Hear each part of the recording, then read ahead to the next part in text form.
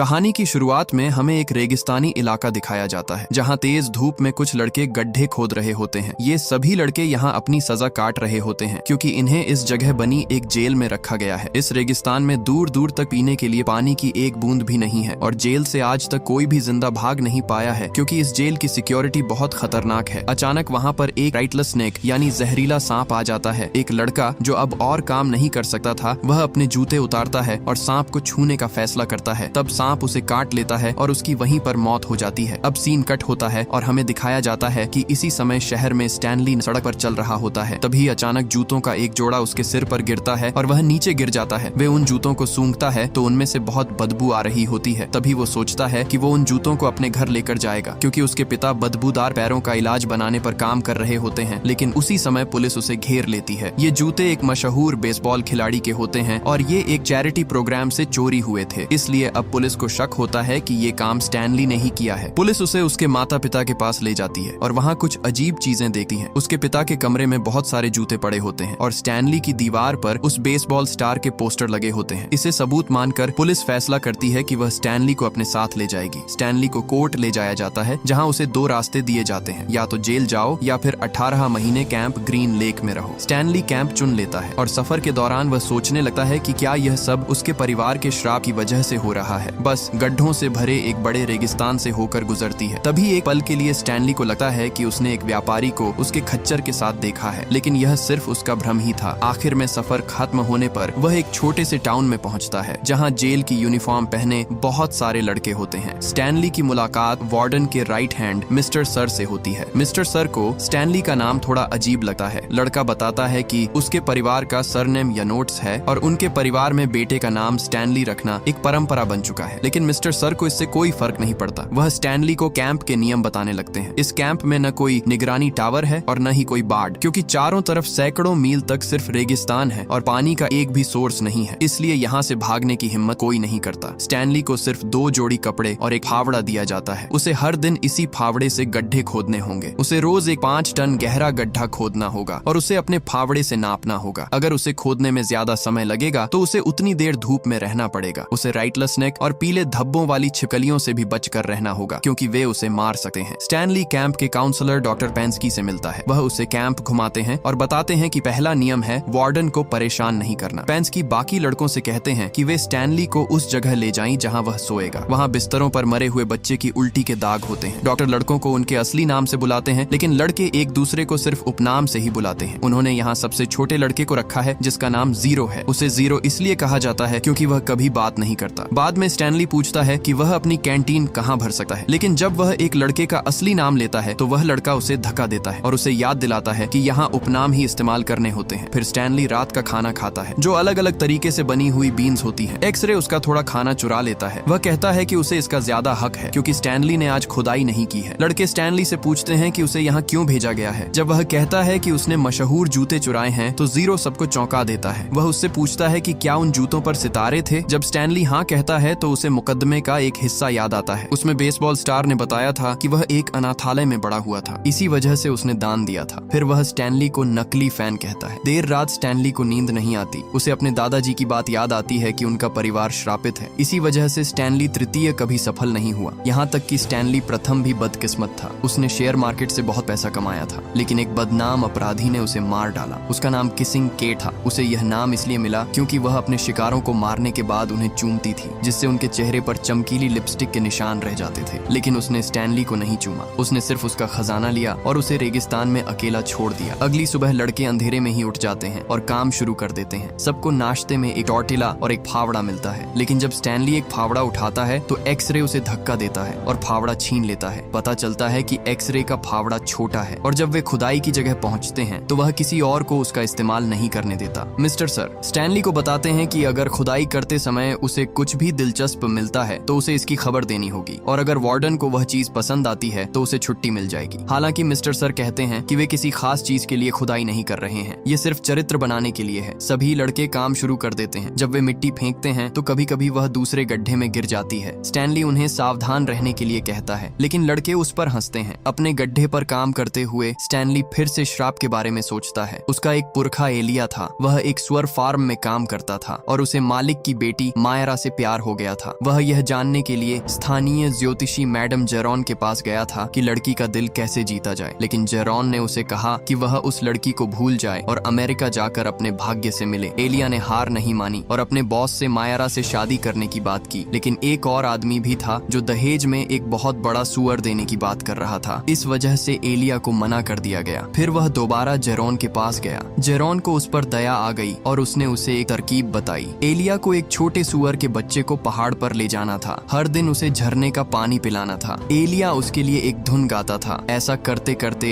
एलिया बड़ा होता गया और सुअर भी बड़ा होता गया। जब वह बहुत बड़ा हो गया तो उसे सबसे अच्छे जानवर की तरह इस्तेमाल किया जा सकता था। सुअर देने के बाद एलिया को वापस आना था और जेरॉन को पहाड़ पर लेकर जाना था ताकि वह भी झरने का पानी पी सके। अगर वह ऐसा नहीं करता तो उस पर और उसके पूरे परिवार पर श्राप पड़ जाता। एलिया ने कई दिनों तक यही काम किया जब तक सुअर बहुत बड़ा नहीं हो गया। फिर वह उसे अपने बॉस के पास ले गया, लेकिन दोनों सुअर एक ही आकार के निकले। तब बॉस ने मायरा से कहा कि वह खुद चुन ले कि वह किससे शादी करेगी। मायरा फैसला नहीं कर पाई, इसलिए उसने एक अनुमान लगाने वाला खेल खेलने का फैसला किया। लेकिन एलिया उसके इस बदले हुए रवैये से बहुत नाराज हो गया, इसलिए उसने अमेरिका जाने का फैसला कर लिया जैसा जेरॉन ने पहले कहा था। लेकिन जाने से पहले वह जेरॉन को पहाड़ पर ले जाना भूल गया। इस वजह से जेरॉन ने उसके पूरे परिवार को श्राप दे दिया। अब कहानी फिर से वर्तमान में आती है। मिस्टर सर अपनी ट्रक से गड्ढों के पास रुकते हैं ताकि लड़के अपनी कैंटीन में पानी भर सकें। वह स्टैनली को चिढ़ाते हैं क्योंकि उसके हाथों में पहली बार छाले पड़ गए हैं। सबसे पहले काम खत्म करने वाला जीरो होता है। वह बहुत तेज खोदता है और बाकी लड़के सोचते हैं कि शायद वह रेत खाता है। जब स्टैनली आखिरकार अपना गड्ढा खत्म करता है तो कोई भी उसकी मदद नहीं करता, इसलिए उसे खुद ही गड्ढे से बाहर निकलना सीखना पड़ता है। जब वह वापस कैंप में आता है तो वह देखता है कि मिस्टर सर उस पर बंदूक ताने खड़े हैं, लेकिन असल में वे एक पीली छिपकली पर निशाना लगा रहे होते हैं। पहली गोली चूक जाती है और छिपकली कूदकर स्टैनली पर हमला करने के लिए बाहर आ जाती है, लेकिन मिस्टर सर फिर से गोली चलाते हैं और छोटी छिपकली मर जाती है। दिन गुजरने लगते हैं और स्टैनली धीरे धीरे कैंप की दिनचर्या का आदी हो जाता है। वह सुबह जल्दी उठता है, बेस्वाद बीन्स खाता है, फिर पूरा दिन गड्ढे खोदता है जिससे उसके हाथों में और छाले पड़ जाते हैं। वहाँ अक्सर खतरनाक जानवर भी आसपास घूमते रहते हैं और कभी कभी शॉवर भी काम नहीं करता। दूसरे लड़के भी उसे परेशान करते रहते हैं और उसका मजाक उड़ाते हैं क्योंकि वह दिल का नरम है। स्टैनली मुसीबत से बचने के लिए चुप रहता है और जब वह अपनी माँ को चिट्ठी लिखता है तो वह झूठ बोलता है। वह कहता है कि वह एक सामान्य समर कैंप में बहुत अच्छा समय बिता रहा है। एक दोपहर स्टैनली को खुदाई करते समय एक जीवाश्म मिलता है। वह उसे लेकर आता है, लेकिन जब डॉक्टर यह बात पेंस्की को बताते हैं तो वार्डन को जीवाश्मों में कोई दिलचस्पी नहीं होती। वह यह भी बताता है कि पहले यहाँ एक झील हुआ करती थी और उसके आसपास की जमीन वार्डन के दादा की थी। इसके बाद एक फ्लैशबैक शुरू होता है जिसमें दिखाया जाता है कि यह शहर पहले बहुत जीवंत और अमीर हुआ करता था। सैम नाम का एक व्यापारी अक्सर अपनी गाड़ी लेकर आता था जिसे उसका खच्चर खींचता था। वह बहुत अच्छे प्याज बेचता था और वह कहता था कि ये प्याज हर बीमारी ठीक कर सकते हैं और खतरनाक छिपकलियों को भी दूर रखते हैं। सैम को शहर की टीचर कैथरीन पसंद थी और वह हमेशा उसके लिए प्याज की एक बोरी लाता था। बदले में कैथरीन उसे आड़ू का एक जार देती थी। शहर के बाकी आदमी भी कैथरीन को पसंद करते थे और सैम को उससे मिलने वाला ध्यान भी अच्छा लगता था। एक बरसात वाले दिन कैथरीन को बच्चों को घर भेजना पड़ा क्योंकि स्कूल की छत से पानी टपक रहा था। तब सैम ने छत ठीक करने की जिम्मेदारी ली। इससे उसे कैथरीन के साथ ज्यादा समय बिताने का मौका मिला, इसलिए सैम ने स्कूल के दूसरे हिस्सों को भी ठीक करना शुरू कर दिया। लेकिन शाम की वयस्क क्लास के कुछ लोग उस पर गलत बातें भी करते रहते थे। वार्डन के दादा वॉकर ने कैथरीन को डेट पर जाने के लिए कहा, लेकिन कैथरीन ने मना कर दिया। इससे वॉकर बहुत गुस्सा हो गया। आखिर में स्कूल शहर की सबसे खूबसूरत इमारत बन गया, लेकिन सैम का खच्चर खो गया, इसीलिए उसने उसकी जगह नाव का इस्तेमाल करना शुरू कर दिया। एक बरसात की दोपहर सैम और कैथरीन ने हिम्मत करके एक दूसरे को चूम लिया, लेकिन उन्हें नहीं पता था कि वॉकर उन्हें देख रहा है। वॉकर ने तुरंत यह खबर पूरे शहर में फैला दी। कुछ ही घंटों में शहर के लोग इकट्ठा हो गए और सजा के तौर पर उन्होंने स्कूल को जला दिया। कैथरीन मदद के लिए शेरिफ के पास भागी, लेकिन वह नशे में था और उसने कैथरीन से चुंबन मांगा। कैथरीन ने उसे धक्का देकर दूर कर दिया। शेरिफ ने उसका मजाक उड़ाया और सैम को गाली दी। कैथरीन ने कहा कि अलग जाति के लोगों का रिश्ता गैर कानूनी है और सैम को फांसी दी जाएगी। डर कर कैथरीन सैम को चेतावनी देने भागी, लेकिन तब तक बहुत देर हो चुकी थी। शहर के लोगों ने उसे उसकी नाव पर गोली मार दी। कुछ समय बाद कैथरीन वापस आई और शेरिफ को चूमने से पहले ही उसे गोली मार दी। फिर वह शहर छोड़कर चली गई और किसिंग केट नाम से मशहूर भगोड़ा बन गई। अब कहानी फिर से वर्तमान में आती है। एक्सरे स्टैनली के पास आता है और उससे कहता है कि अगली बार अगर उसे कुछ भी मिले तो वह उसे दे दे। बाद में कैंप में स्टैनली गलती से अपने एक परेशान करने वाले लड़के पर गिर जाता है और दोनों लगभग लड़ने लगते हैं, लेकिन बाकी लड़के उन्हें तुरंत शांत कर देते हैं। अब स्टैनली ने उनका सम्मान जीत लिया होता है। उसे केवमैन का उपनाम दिया जाता है और पानी की लाइन में उसे एक बेहतर जगह भी मिल जाती है। बाद में स्टैनली को अपनी माँ का एक पत्र मिलता है। उसमें लिखा होता है कि उसके पिता का प्रयोग बार बार असफल हो रहा है और मकान मालिक उन्हें जल्द ही घर से निकाल सकता है। जीरो देखता है कि स्टैनली पढ़ सकता है। वह मानता है कि उसने कभी पढ़ना नहीं सीखा, इसलिए वह स्टैनली से उसे सिखाने के लिए कहता है, लेकिन स्टैनली मना कर देता है। वह कहता है कि वह अच्छा टीचर नहीं है और वह बहुत थका हुआ है। दिन के अंत में स्टैनली बहुत थका हुआ होता है, इसलिए अगले खुदाई के समय उसे अपने आराम की जरूरत होती है। खुदाई करते समय स्टैनली को एक छोटी सी चीज मिलती है जिस पर KB अक्षर लिखे होते हैं। लड़के सोचते हैं कि शायद यह बंदूक की गोली है, लेकिन वह चीज बहुत पतली लगती है। एक्सरे स्टैनली की बात सुने बिना वह चीज अपने पास रख लेता है। जैसे ही पेंस्की उसे देखता है, वह तुरंत बॉस को खबर करता है। बॉस तुरंत वहाँ आ जाता है और लड़के यह देखकर चौंक जाते हैं कि वार्डन एक खूबसूरत महिला है। वह इस खोज से बहुत खुश होती है, इसलिए वह एक्सरे को उस दिन की छुट्टी दे देती है और बाकी लड़कों को एक्सरे के गड्ढे के आसपास पूरे इलाके की खुदाई करने का आदेश देती है। उस दोपहर लड़के ज्यादा मेहनत करते हैं, लेकिन उन्हें कुछ भी नहीं मिलता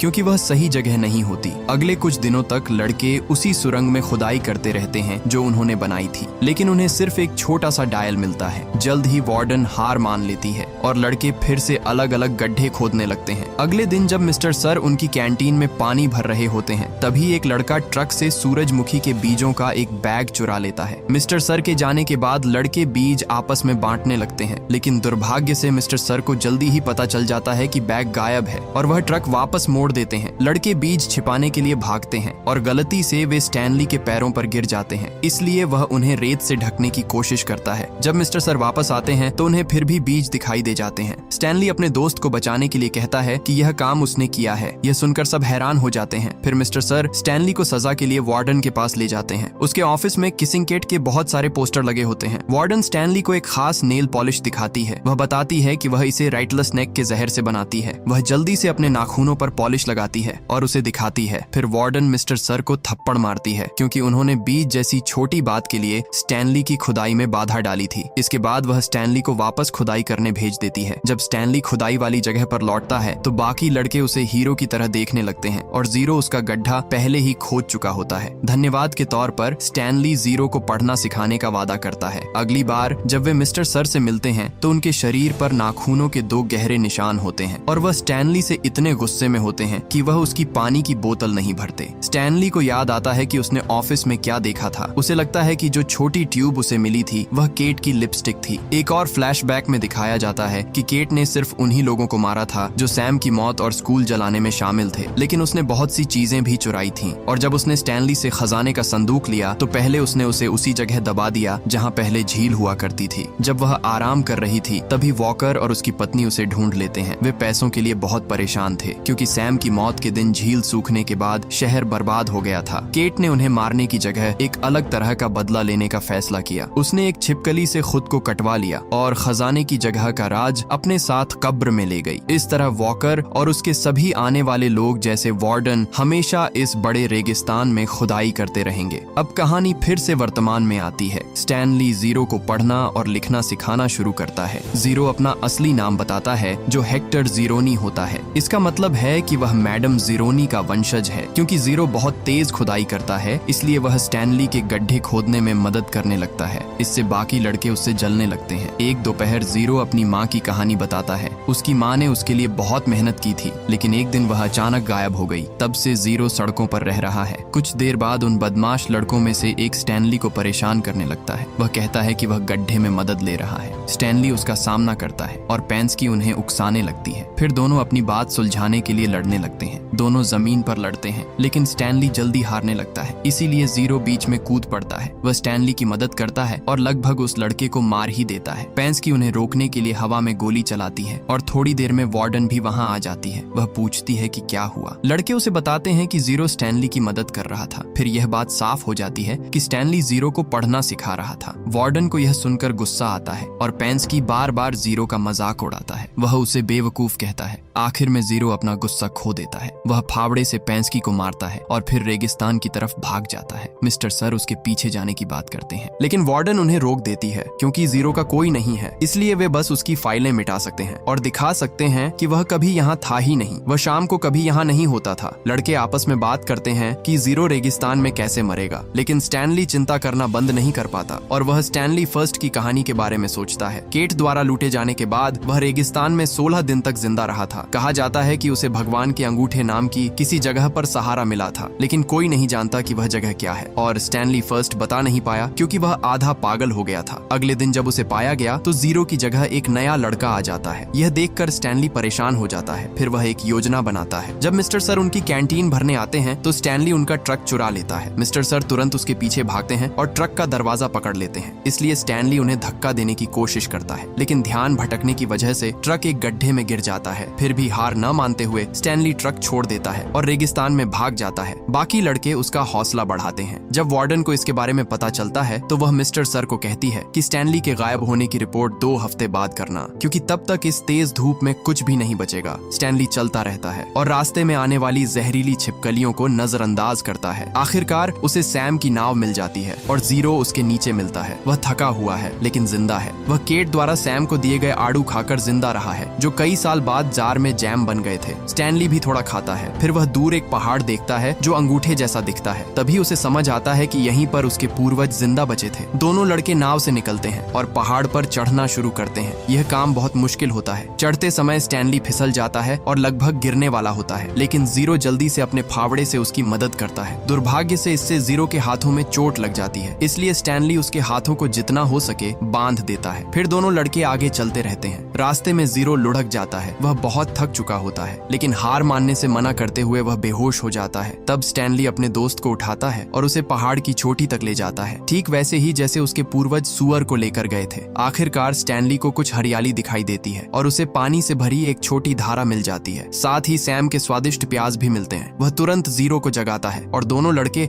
पानी पीते हैं और प्याज खाते हैं ताकि उनकी ताकत वापस आ सके। फिर स्टैनली एक गाना भी गाता है जो उसके परिवार को बहुत पसंद है। ये सुअर वाला गाना है जो कई पीढ़ियों से चलता आ रहा है। अब मैडम जीरो की आत्मा को शांति मिल सकती है क्योंकि परिवार से श्राप हट गया है। स्टैनली, जो तीसरा है, आखिर में अपना आविष्कार पूरा कर लेता है और आड़ू और प्याज को मिलाकर पैरों की बदबू का एक अच्छा इलाज ढूंढ लेता है। इसलिए परिवार अगले दिन जश्न मनाता है। अगली सुबह जीरो एक बड़ा सच बताता है। जूते उसी ने चुराए थे। उसने जूते आश्रय के लिए दान में रखे देखे थे। वह अंदर गया और उन्हें ले गया, यह जाने बिना कि वे बहुत मशहूर हैं। लेकिन पुलिस जल्दी ही उसके पीछे पड़ गई, इसलिए उसने जूते उतारकर पुल से नीचे फेंक दिए। गलती से वे स्टैनली जीरो पर जा गिरे। अगले दिन पैलेस से जूते चुराते हुए स्टैनली पकड़ा गया। स्टैनली को गुस्सा नहीं आया, बल्कि उसने इसे किस्मत समझा और खुश था कि ऐसा हुआ। इसी बीच स्टैनली का वकील उसे लेने के लिए शिविर में पहुंचा, क्योंकि यह तय हो गया था कि वह बेगुनाह है। वार्डन ने उसे बाहर निकाल दिया, लेकिन वकील ने वादा किया कि वह ज्यादा मदद लेकर वापस आएगी। स्टैनली और जीरो के ठीक होने पर वे खुदाई वाली जगह पर वापस आए और वह गड्ढा ढूंढ लिया जहां स्टैनली को लिपस्टिक मिली थी। बहुत खुदाई के बाद उन्हें आखिर में वह मशहूर संदूक मिल गया। उसी समय वार्डन और मिस्टर सर उन्हें ढूंढ लेते हैं, लेकिन तभी बहुत सारी छिपकलियां बाहर आ जाती हैं और दोनों लड़कों को और संदूक को बचाने के लिए उनके ऊपर फैल जाती हैं। वार्डन ने छिपकलियों के उन्हें मारने का इंतजार करने का फैसला किया और वह एक कहानी सुनाती है कि कैसे उसके दादाजी उसे क्रिसमस की सुबह भी खुदाई करवाते थे। क्रिसमस की सुबह आ जाती है और छिपकलियां अभी तक हिली भी नहीं हैं और न ही बच्चों को काटा है। अचानक वकील कुछ पुलिस वालों के साथ आ जाता है, जिससे उनकी बात बीच में रुक जाती है। वार्डन एक झूठी कहानी बनाती है कि लड़के ने उसके ऑफिस से संदूक चुरा लिया और भाग गया, लेकिन जीरो उस पर लिखे स्टैनली के नाम की तरफ इशारा करके उनकी बेगुनाही साबित कर देता है। इसके बाद वे शहर लौटते हैं और वकील संदूक को अपनी कार में रख देती है और फिर उनके जाने की बात कहती है, लेकिन स्टैनली जीरो के बिना जाने से मना कर देता है। इसलिए वकील उसकी फाइल मांगती है। जब उन्हें पता चलता है कि फाइल गायब है तो पुलिस वाला जांच की इजाजत लेने के लिए फोन करता है और पता चलता है कि मिस्टर सर एक भागा हुआ अपराधी है और पेंडांस्की असली डॉक्टर नहीं है। इसलिए दोनों आदमी और वार्डन गिरफ्तार हो जाते हैं। उसी समय कई सालों में पहली बार बिजली कड़कती है और लड़के कुछ दिनों बाद जश्न मनाने के लिए बाहर आते हैं। स्टैनली और जीरो परिवार के साथ संदूक खोलते हैं और बहुत सारा खजाना पाते हैं, जिसमें शेयर भी होते हैं। स्टैनली खजाना जीरो के साथ बांटना चाहता है और परिवार मान जाता है। इसलिए जीरो सबसे पहले पैसों से निजी जासूसों को